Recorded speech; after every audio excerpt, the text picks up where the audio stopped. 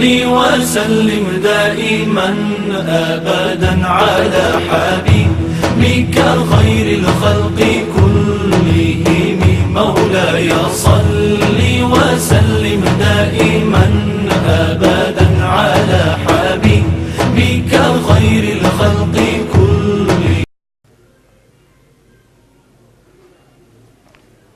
أعوذ بالله من الشيطان الرجيم. بسم الله الرحمن الرحيم. والصلاة والسلام على رسول الله. ربي اشرح لي صدري ويسر لي أمري واحلل عقدة من لساني يفقهوا قولي. Chers téléspectateurs, chères téléspectatrices, que la paix, la miséricorde et les bénédictions d'Allah soient sur vous. Assalamu alaikum wa rahmatullahi wa barakatuhu. Je suis docteur Koné Aminata Kane, chirurgien dentiste venant de la Côte d'Ivoire, et j'ai aujourd'hui l'honneur de passer à ce numéro de connaître l'islam. Et je voudrais saisir l'occasion pour remercier tous les dirigeants, tous les responsables de la chaîne qui nous permettent aujourd'hui d'échanger avec vous sur la question des défis actuels pour les femmes musulmanes. Pourquoi le choix de ce thème? C'est qu'encore aujourd'hui nous avons le sentiment que les femmes, d'une façon générale, sont en marge de la marche de nos sociétés actuelles, et plus particulièrement les femmes musulmanes, qui pour nous peinent encore à se faire une place sur l'échiquier national et peinent encore à se faire entendre, déjà sur la question de leur droit à pouvoir se faire entendre, ou de leur droit à pouvoir exercer un rôle. Et d'ailleurs, si elles ont un rôle, l'on s'interroge. Nous allons déjà partir à partir de la situation de la femme. Vous savez, et je ne vous apprends rien, c'est que par le passé, la situation des femmes a beaucoup évolué. Et Dieu merci, il y a eu beaucoup d'avancées en termes de droits. Et les femmes de la période pré-islamique aussi ont beaucoup souffert justement du regard que la société à dominance masculine portait sur elles. Et Dieu merci, nous avons une religion qu'est l'islam qui est venue rétablir la femme dans ses droits, notamment dans ses droits à l'éducation, à l'instruction, à l'affection ou tout simplement à son droit à une pratique religieuse ou son droit à être simplement un être humain. Dans la période pré-islamique, les hommes avaient, les pères de famille enterraient vivantes leurs filles. Et l'islam est venu rétablir cet état de fait en expliquant que les filles ont droit à la vie et que ce sont des êtres humains à part entière. Aujourd'hui, d'une certaine façon encore, nous ôtons la vie sans vraiment leur ôter la vie, dans le sens où nous ne les laissons pas jouer pleinement leur rôle. Et aujourd'hui, il y a beaucoup de femmes, aussi bien non musulmanes que musulmanes elles-mêmes, qui ignorent tout des droits et du statut réel de la femme en islam. Et de ce fait-là, vous avez des femmes et des hommes qui sont complexés de par ce statut et même souvent gênés de dire qu'ils sont musulmans. Alors que cela ne devrait pas être. Nous avons une magnifique religion qui a mis les hommes et les pieds sur, on va dire, sur un certain nombre sur un pied d'égalité dans une certaine mesure. Je dis dans une certaine mesure parce que lorsque vous prenez la sourate 33 au verset 35, Allah cite 10 catégories de personnes où il cite les hommes et les femmes. Il parle des musulmans, il parle des musulmanes, il parle des jeûneurs, il parle des jeûneuses, il parle des invocateurs de Dieu, il parle des invocatrices d'Allah, il parle de ceux qui craignent et il parle de celles qui craignent. Il parle de ceux qui donnent la zakat, qui donnent l'aumône, et il parle de celles qui donnent la zakat et qui donnent l'aumône. De ce point de vue-là, nous comprenons qu'en tant que femmes, l'islam nous a accordé une place qui est importante, une place avec laquelle il ne faut surtout pas jouer. Et si nous ne jouons pas ce rôle qui est le nôtre en islam, car oui, Allah a honoré la femme, et j'en tiens pour preuve ce hadith du prophète sallallahu alayhi wa sallam dans lequel il nous dit que je confie la religion aux femmes et aux jeunes. Et si la destinée de la religion nous est confiée, cela veut dire que ce n'est pas en nous enfermant, ce n'est pas en refusant l'instruction que nous allons pouvoir jouer ce rôle qu'est le nôtre en tant que femme, en tant qu'actrice du développement et du changement de nos communautés et de notre religion et même de notre société. Donc pour nous, parmi les défis actuels auxquels nous devons faire face, il y a ce premier défi qui est d'aller au-delà des préjugés. D'aller au-delà des préjugés et de comprendre et d'aller rechercher la place que l'islam nous a accordée, les droits que nous avons en tant que femmes au regard de l'islam, à la lumière de l'islam et de la tradition prophétique. Comme je l'ai dit, parlant de ces préjugés, il s'agit aussi bien des musulmans eux-mêmes que des autres qui ne sont pas musulmans. Nous devons pouvoir aller au-delà des préjugés de ceux qui, lorsqu'ils nous voient voilés, voient des personnes qui sont des analphabètes, de ceux qui, lorsqu'ils nous voient voilés, pensent que nous n'avons aucune éducation, pensent que nous n'avons aucune culture, mais aussi en notre sein, cette catégorisation que nous avons entre nous, musulmanes, de se dire qu'une telle, parce qu'elle ne s'habille pas comme moi, serait inférieure à moi. Non. Il faut aller en appelant par l'exemplarité de son comportement, par l'amour et le respect que nous pouvons témoigner aux autres, les emmener ainsi à l'islam. Un autre de nos grands défis que nous avons à relever, c'est bien sûr le défi de l'image et le défi de la communication. Aujourd'hui, quand on parle d'islam, les gens agitent l'épouvantail de la peur, l'épouvantail du terrorisme. Et qui sait la définition de l'islam, sait qu'on ne peut pas comparer ces deux termes. Ces deux termes ne peuvent pas cohabiter parce que l'islam est essentiellement religion de paix, avec des individus qui sont pacifiques, qui ont compris l'importance de respecter l'autre. Et ce défi-là, il faut que nous puissions le relever, mettre en avant des personnes qui sont musulmanes, mais qui sont aussi compétentes et qui sont honnêtes, qui réussissent et excellent dans leurs différents domaines d'activité. Parce que oui, notre religion, l'islam, est notre valeur ajoutée, celle qui fait que nous sommes différents des autres, celle qui fait que nous sommes meilleurs, celle qui fait que nous faisons les choses avec rigueur et avec excellence. Et ce défi-là, il faut pouvoir le relever. Le défi de la communication, pourquoi ? Parce qu'aujourd'hui, il y a une bataille qui ne dit pas son nom sur les attributs que l'on pourrait accorder à l'islam. Il nous faut nous aussi avoir ces médias-là qui nous permettent de véhiculer le message de l'islam, le véritable de paix, celui qui va servir à l'humanité, celui qui apporte à l'humanité toutes les réponses dont l'humanité a besoin, ces réponses en rapport avec les problèmes de chômage, de sécurité ou encore de famine. Nous avons la solution en islam. Et ce défi-là, il faut pouvoir le relever en permettant aux autres d'avoir accès à ces enseignements-là. Déjà, nous, en incarnant les valeurs que nous défendons, les valeurs de l'islam, mais aussi en permettant d'interagir avec les autres, en leur apportant les solutions de l'islam. Un autre défi majeur, et non des moindres, c'est bien sûr celui-là de l'éducation des jeunes et des femmes. Mais comment est-ce que vous pouvez éduquer les jeunes et les femmes si vous n'avez rien à leur offrir ? Et là, j'en appelle justement à la responsabilité des hommes et des femmes quant à l'éducation des femmes.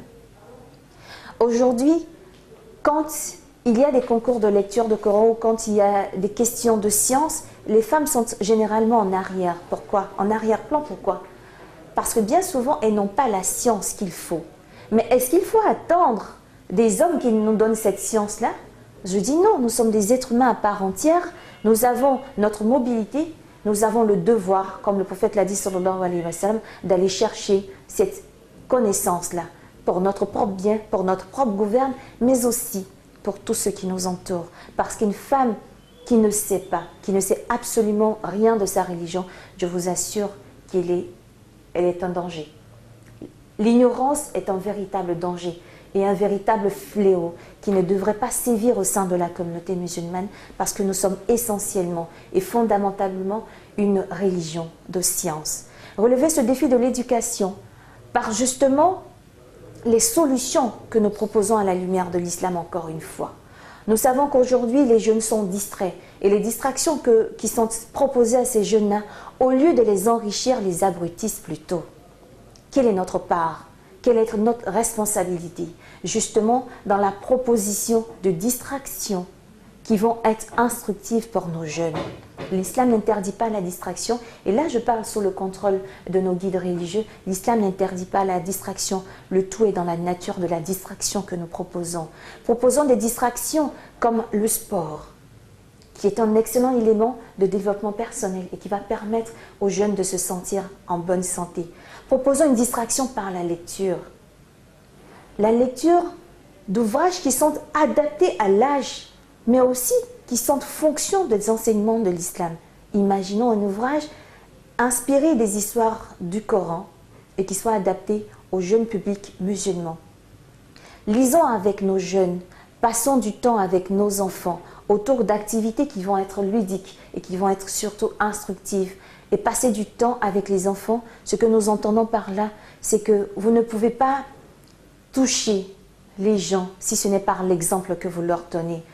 Les mots peinent souvent à dire ce qu'on a envie de dire ou à passer le message, mais quand vous donnez l'exemple, alors les gens vous suivent.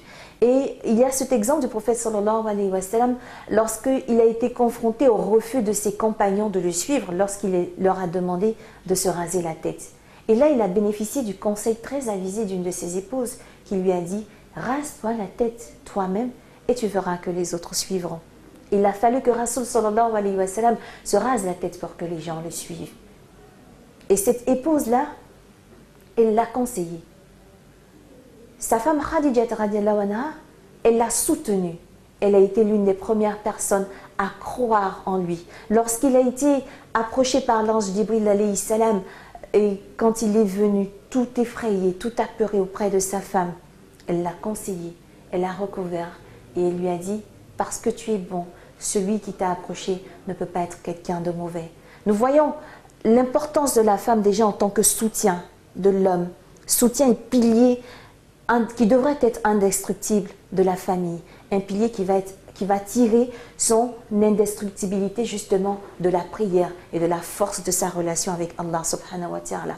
Et ce défi de l'éducation ne va pas sans le défi de la science. Je vous le disais à l'entame de cette émission, je suis moi titulaire d'un doctorat en chirurgie dentaire. J'ai aussi fait un master en leadership.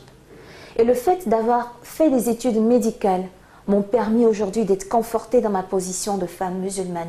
Parce qu'aujourd'hui, à la lumière des sciences que j'ai apprises, je comprends davantage mieux le Coran. Et je comprends davantage et j'apprécie surtout la richesse que j'ai d'être femme musulmane. Et il a fallu que j'aille à l'école. Et qu'aujourd'hui, de par cette école-là, de par ces diplômes que j'ai pu obtenir, et le chemin est long parce qu'il y a encore d'autres diplômes derrière, aujourd'hui je me présente devant vous en vous invitant à pousser vos filles à faire des études. Parce que voyez-vous, si vous n'avez pas fait de longues études, vous ne pourrez en aucun cas aider ou soutenir vos enfants dans leur programme scolaire. Si vous n'avez pas appris à lire, vous ne saurez pas corriger les copies de vos enfants. Vous ne saurez pas s'ils font leurs devoirs ou s'ils ne le font pas. Parce que vous serez limité par votre ignorance. Et si vous pensez que l'éducation est chère, je vous assure que l'ignorance coûte encore plus cher que l'éducation. Et ça, c'est quelque chose qu'il faut pouvoir tenir. Si vous pensez que dans l'éducation, vous allez dépenser trop, je vous assure que vous allez dépenser encore plus en étant ignorant. Et ça, c'est une invitation vraiment que j'invite chacun et chacune à avoir à l'esprit. Ce n'est pas en emmenant vos enfants à l'école que vous allez les détourner de la voie de la religion. Non, tout part de l'éducation que vous leur donnez et du soutien que vous leur donnez à la maison. Parce qu'effectivement, moi, je suis allée à l'école, j'ai été mise à l'école et j'ai perdu mon père quand j'avais seulement 6 ans. Et à 6 ans, ma mère s'est retrouvée avec 11 enfants à prendre en charge, à s'en occuper. Je vous assure, réussir à l'école a été pour moi un défi.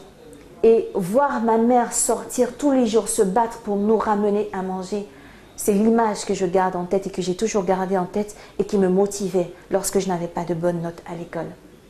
Parce que c'est un investissement et c'est un investissement que nous ne regretterons jamais. Aujourd'hui, alhamdoulilah, cette science-là, nous la mettons au service de notre communauté parce que nous sommes devant vous. Et aller à l'école ne nous a surtout pas empêché d'être musulmanes et de pouvoir pratiquer notre religion. Donc c'est vraiment une invitation et je voudrais insister dessus. Insister sur les valeurs que vous allez donner à vos enfants à la maison, les valeurs que la communauté va donner aux enfants. Et c'est pétri justement, imprégné de ces valeurs-là, que les enfants face à l'adversité extérieure pourront s'en sortir. Un autre grand défi, c'est le défi de l'organisation. Nous sommes une communauté qui peine à être organisée, à être très bien organisée, alors que nous avons toutes les compétences et toutes les expertises en notre sein. Mais nous n'avons pas encore pu résoudre les querelles de leadership, les m'as-tu vu, où chacun veut être à la tête, alors que nous n'avons pas besoin d'être forcément à la tête pour faire quelque chose. Celui qui est le technicien de surface, celui qui balaie ou prépare la salle pour que nous puissions nous entretenir, celui-là aussi son rôle à jouer. Parce que s'il ne jouait pas son rôle, nous n'aurions pas pu nous rencontrer. Et donc c'est de prier Allah subhanahu wa ta'ala de nous aider à pouvoir nous organiser, à pouvoir être unis par la kalmat shahada, qui est la ilaha illallah Muhammad Rasulullah sallallahu alayhi wa sallam, que notre religion puisse vraiment nous unir. Et un autre grand défi, et non des moindres, et c'est celui par lequel je vais terminer, c'est bien sûr le défi des infrastructures. Nous disons que les infrastructures actuelles, le modèle par exemple scolaire et universitaire ne nous permet pas d'aller à l'école et de vivre notre foi.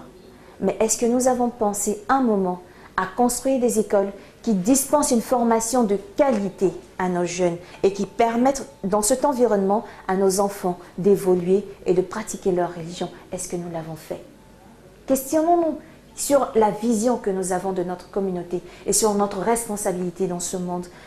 Nous avons beaucoup de femmes aujourd'hui, et je suis parmi ces femmes-là. Lorsque nous allons à l'hôpital, nous recherchons tout de suite un médecin, de préférence femme et musulmane.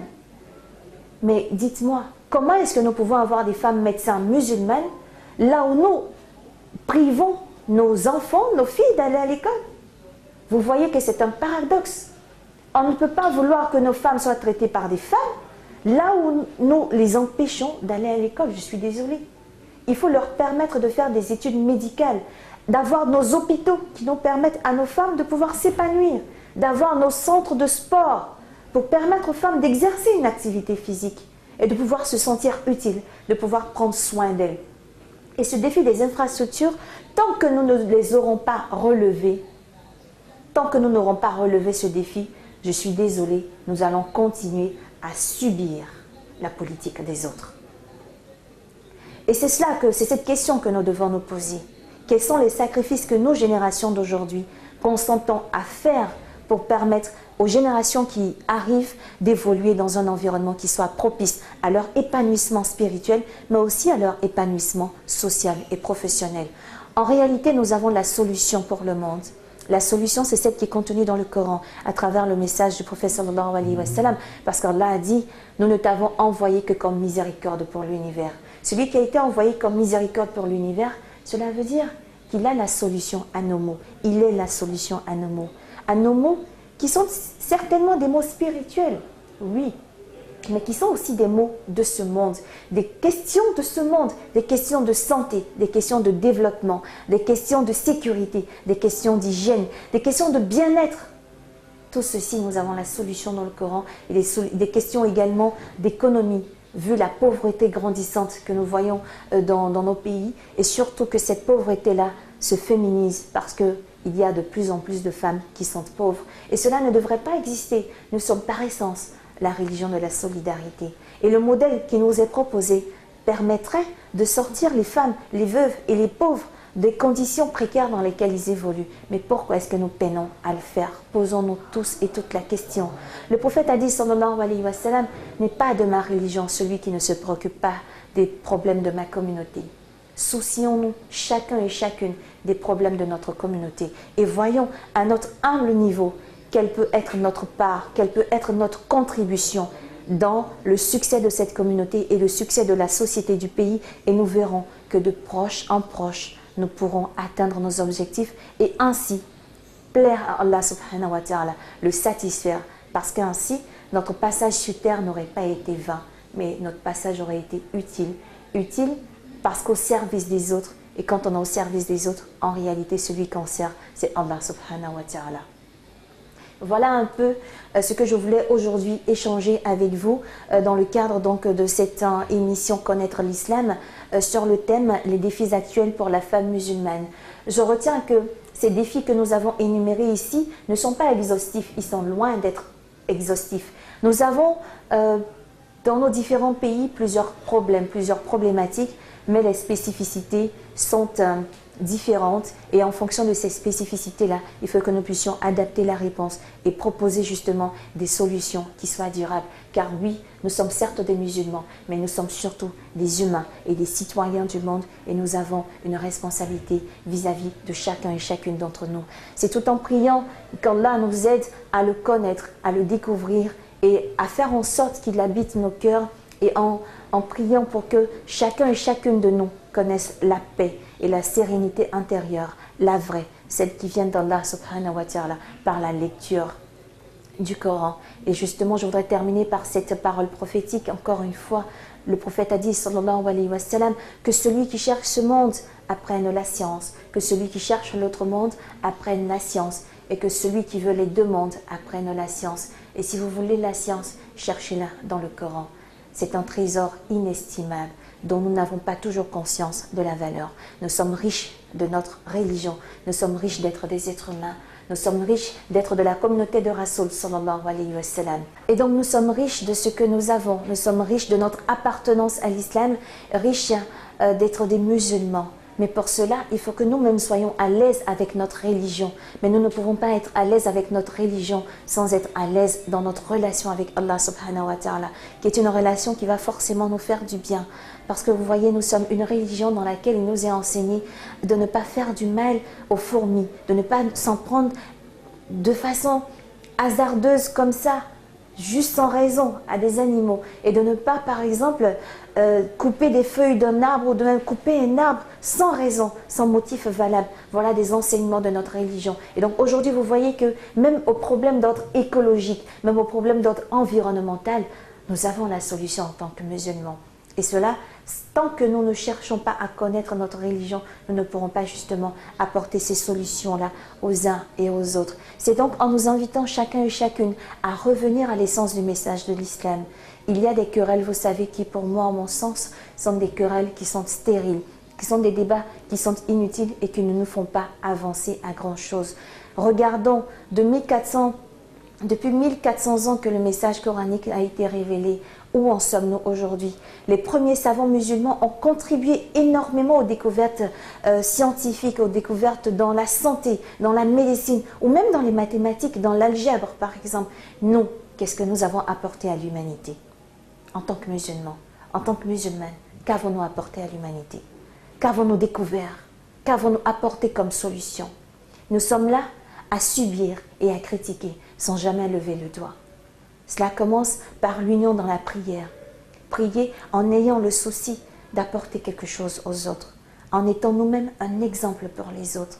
Prions, chers téléspectateurs, chères téléspectatrices, parce que nous avons une véritable responsabilité. Le jour de la résurrection, Allah nous questionnera sur ce que nous avons fait, sur ce que nous avons fait dans nos familles, ce que nous avons eu vis-à-vis de notre famille en tant que père ou en tant que mère. Il faut que nous ayons la réponse à lui donner. Et cela ne va pas sans la recherche de la connaissance, sans la mise en application de ce que nous recherchons. Car le messager d'Allah a dit, sallallahu alayhi wa sallam, la foi est une attestation par la langue, un nœud dans le cœur et une application par les membres. Il dit encore, mettez en application ce que vous savez, vous aurez la connaissance de ce que vous ne savez pas. Vous allez apprendre en mettant en application ce que vous avez appris. Je vais à un cours de cuisine, j'apprends à faire une sauce. Mais c'est en refaisant cette recette à la maison que je vais finir par l'intégrer, que je vais finir par la mémoriser. C'est en faisant des exercices de mathématiques que je vais finir par être excellent en mathématiques. C'est en faisant des exercices de lecture que je vais finir par être très fort, très bon en lecture. Donc, sans cette mise en application-là, nous ne pourrons pas découvrir toutes les richesses qu'il y a à découvrir dans notre religion. Et quand on parle de sciences, je parle justement de ces sciences médicales, de ces sciences humaines, de ces sciences économiques, de ces sciences financières qui nous permettront, nous, de pouvoir être de vrais citoyens, acteurs du développement dans nos différents pays, dans nos différentes sociétés en tant que musulmans. Ne nous marginalisons pas, ne nous auto-censurons pas. Nous avons un rôle à jouer. Ce n'est pas parce que je suis musulmane que je ne peux pas avoir mon mot à dire dans la société civile ou dans les affaires de ma communauté. Bien au contraire, car la solution que je vais apporter va être une solution d'inspiration divine parce que tirée des enseignements du Coran et des enseignements du prophète sallallahu alayhi wa sallam. Voilà un peu, chers téléspectateurs, notre message aujourd'hui, en espérant que ce message vous aura permis, vous aura donné de la force d'aller chercher encore plus, d'aller apprendre encore plus et de jouer valablement votre rôle. Car ce qui va faire de vous une personne importante dans votre pays, c'est bien sûr la science que vous allez acquérir. Cette science-là, trouvez-la dans le Coran.